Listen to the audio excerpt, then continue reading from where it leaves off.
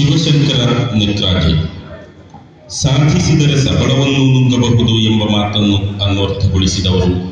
ಕಾಸರಗೋಡು ಜಿಲ್ಲೆಯ ಬದಿಯಡ್ಕ ನೆತ್ರಾಜೆ ನಿವಾಸಿ.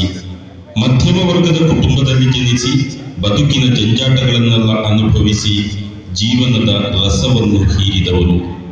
ಕಾಸರಗೋಡು ಮಂಗಳೂರುವಿನಲ್ಲಿ ವಿವಿಧ ಖಾಸಗಿ ಸಂಸ್ಥೆಗಳಲ್ಲಿ ದುಡಿದು ಬದುಕು ಕಟ್ಟಿಕೊಳ್ಳಲು ಹವಣಿಸಿದ ಅವರು ಮುಂದೆ ಕರ್ಮಭೂಮಿಯನ್ನಾಗಿ ಆರಿಸಿದ್ದು ದುಬೈಯ ಮಣ್ಣನ್ನು.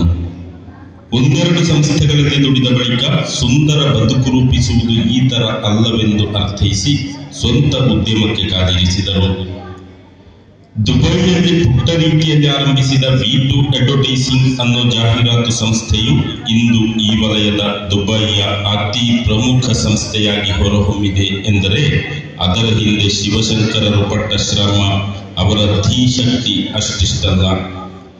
ನೂರಾರು ಮಂದಿ ಇಂದು ಅವರ ಸಂಸ್ಥೆಯಲ್ಲಿ ಸೇವೆ ಸಲ್ಲಿಸುತ್ತಿದ್ದು ಹುಟ್ಟೂರ ಜನರಿಗೆ ಕೆಲಸಕ್ಕೆ ಆದ್ಯತೆ ಕಲ್ಪಿಸಿ ಅನೇಕರ ಬಾಳಿಗೆ ಬೆಳಕಾಗಿದ್ದಾರೆ.